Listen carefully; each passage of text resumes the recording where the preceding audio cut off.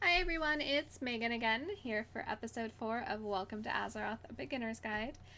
Today we're going to take a look at a level 20 character and some of the options that have become available to her as she's leveled. Now, some of these options are things that you might have already seen or you might be starting to see. That's fine, I just want to make sure that you're familiar with them if you see them pop up. Just because you'll continue to gain these options as you level. So let's go ahead and take a look. Alright, so I've created this level 20 priest, and she's in Stormwind, which is one of the major cities of the Alliance, and we're going to go ahead and use her as an example to look at some different things. So we'd previously talked about some of the tabs that are available to you down here on the bottom, but we're just going to go ahead and go over all of them again today just in case. And then that way we can give some more detail too. So the first place I want to take us to is called the Specialization and Talents tab. It can also be accessed with the letter N. So with Specialization, that's what role you want to play. So in this instance, for this priest, she can be a discipline healer. So she applies a buff to her allies, and then she damages enemies to heal her allies. She could be a holy priest, which is strictly a healer. That's all you do is just direct heals onto your party. Or she can be a shadow priest, which is a damage dealer. So to change specs, you would just go ahead and click on the spec that you'd like and tell it to activate once they become available to you. When you click activate, it's going to go ahead and change the abilities that are on your cast bar. And in the case of shadow, it's going to give us this extra button up here, just because shadow priests have a special form that they utilize that isn't available otherwise. Now there's also this second tab down here that says talents. As you level, you gain access to different talents. Talents can be changed anytime you're in an area where you're receiving rested experience, which you can tell because there's these Z's by your character portrait. Typically that's going to be cities and inns. You also can get items, Tome of the Tranquil Mind is the current item, I believe it is.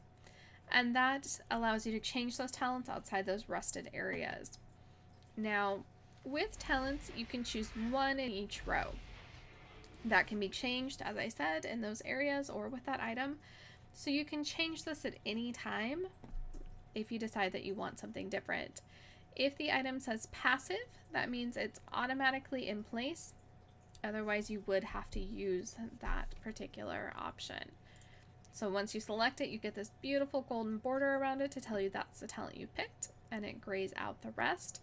But again, you can change as many times as you would like. All right, so the next item that we want to look at, now that we have our specialization, is we want to look at our spells. Now we have spells that are already on our bar. And you'll notice that in our spell book we have two different borders around spells. We have kind of this sort of normal, less noticeable border, and then we have this highlighted border. So spells that are already on your spell bar have this more normal border. They're a little easier on your eyes, versus these spells that are highlighted. Those are things that are not already on your cast bar.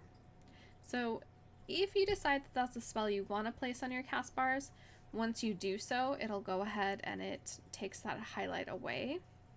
That highlight is just mostly so that you know that you don't have it, so you can go ahead and put it on your cast bar. Now, something to be aware of for those classes that have extra forms, your extra form cast bar and your normal cast bar are not always the same. So if it's a form that you're going to be using when you're out adventuring, make sure you click that form on before you put your spells on your spell bar. Now the nice thing about the spellbook as well is you can of course hover over items and it'll give you a tooltip that tells you what it is, what it does, and what currency it uses to go ahead and be cast. Well, currency or resource, depending on how you'd like to look at it. The nice thing is as well, if you continue to scroll through, so either with your scroll wheel or with the arrows, you'll see items that are going to be available to you at later levels. and it'll go ahead and it tells you what it is, and you can still of course hover it over it, but then it's going to give you the levels as well. And you'll notice that some will say things like rank 2. That just means that it's an improvement upon a spell you already have or that you'll have already received. And so you'll notice that the highlighted tab is your current specialization. So those are the only spells that are currently available to you. But then there's this other tab up above that says General. When you go into General, it's going to have the more general abilities. So it's going to have things like your auto attack or your auto shoot if you're using a wand. And then it's going to have any racial abilities as well. Most of these items are going to say passive, so they're not things that you have to worry about. Much like your spells, if you want to go ahead and put that auto attack on your bar, you definitely can. You would just drag it out of the spell book. Now, a fun tab, in my opinion, is our collections tab. It starts with this little horse. And what it is this is where you're going to find all your mounts, pets, appearances that you can use to change your look, and of course all the toys you've collected in the game. So when you reach level 20, you gain the riding skill, which means you get to move through the world a little bit faster on a mount. With mounts are account wide, so this mounts tab shows you every mount that's available to you across your account. The only thing is going to be there are some mounts that are specific to the Horde and to the Alliance, so depending on which side you're playing, you may not have access to some of those.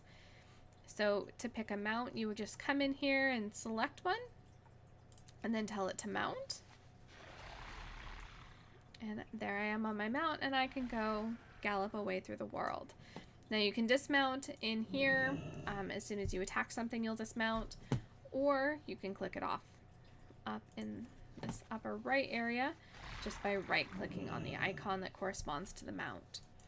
You also can go through and select favorite mounts by right-clicking on them and telling it to set favorite. When you set a mount onto your favorite list, let's see, set favorite. When you set a mount onto your favorite list, it lets you use the summon random favorite mount. So when you click it, you just get a random mount. It's one of my favorite things to do just because I have so many. I don't always want to use the same one, so I'll just use that random option. The next tab in here is your pet journal. Now, if you have already done the quest and started battling and leveling your pets, you'll be able to utilize this revive pets option in case one has died during the battle. Otherwise, there is a quest, and we'll go ahead and go into pet battles a little bit more in depth in a different episode. But the one kind of fun thing with the pets is you can collect them, you can battle some of them, but not all of them. They're from different families, they have different abilities, and they level through those battles up to level 25. But it's just kind of fun, because if you summon them, you get this random companion to follow you through the world, and they each have their own unique personalities, and their own unique kind of hidden animations.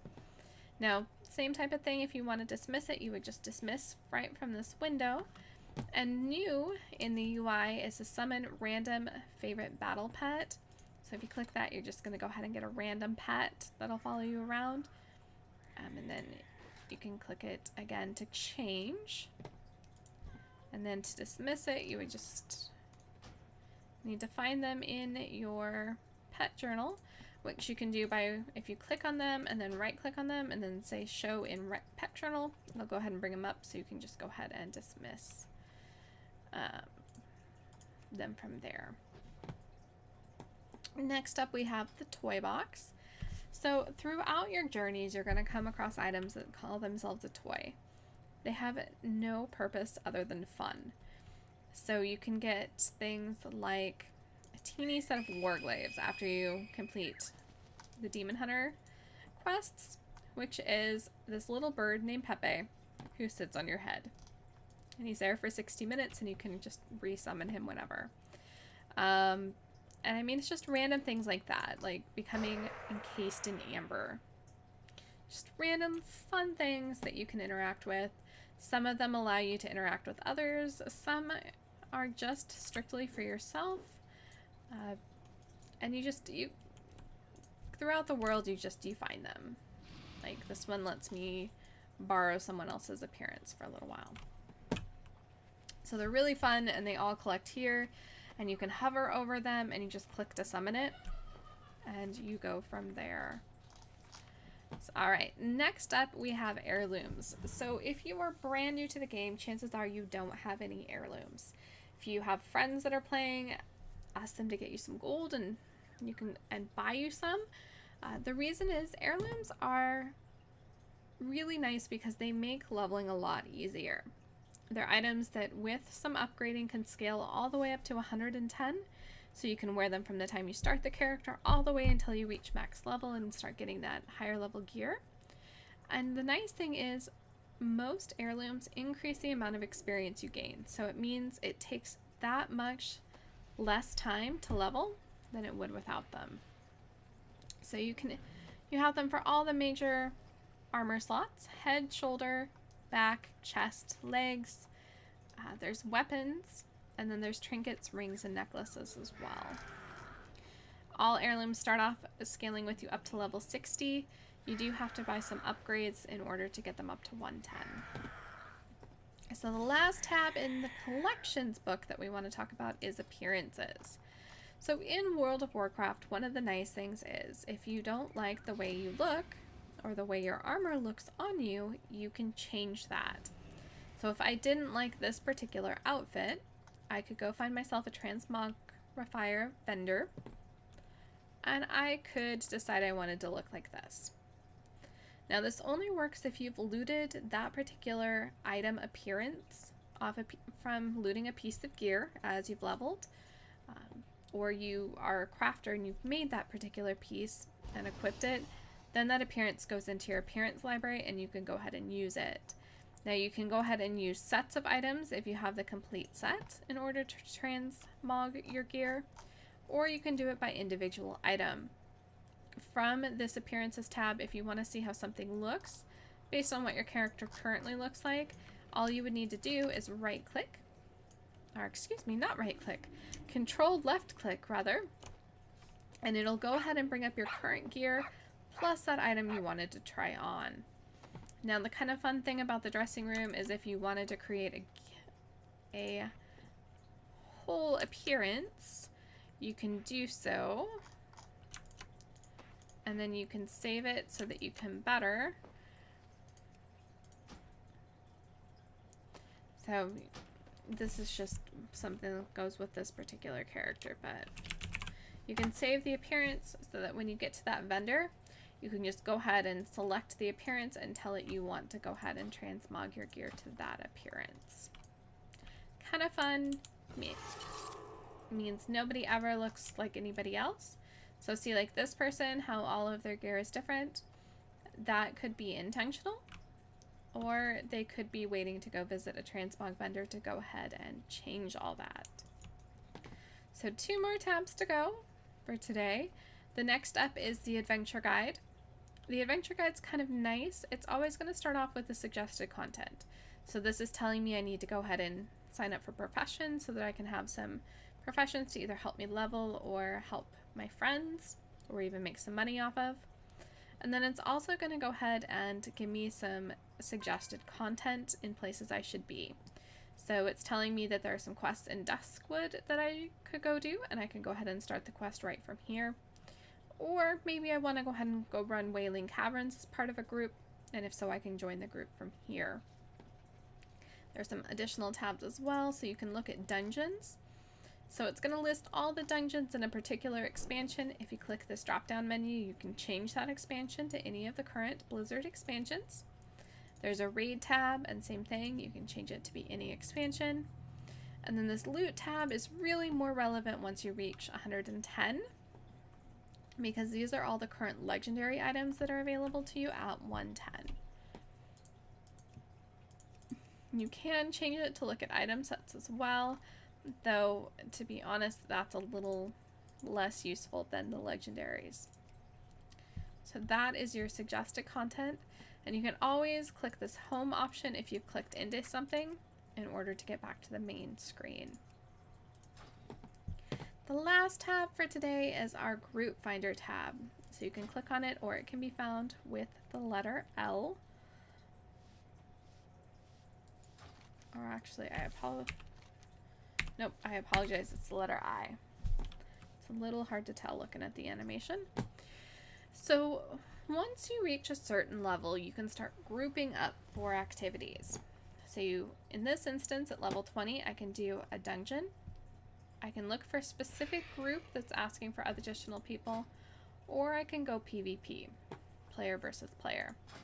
So in this instance, if I wanted to do a dungeon, I would select my role. I would say what I want to do. If I want to do something specific, I can choose from the list. If I want to do something random, it typically has some better rewards because it throws in some bonuses. And then I would just click Find Group. If I'm looking for something specific, like I have a quest, I can come into pre-made groups, select quest, and tell it I want to find a group. And these are all the people who are currently doing quests that need some assistance or are looking for some additional people. If I had a quest that wasn't listed, I could start a group and I would just explain what I'm trying to do. And then I would go ahead and post it and people could request to join. Same type of thing with PvP. You come in here, you're going to choose your role. You can either do random, you can do arena, which is teams against teams, and they're pre-made teams, so you find people and you all queue together. And then some of these actually will become available a little bit later.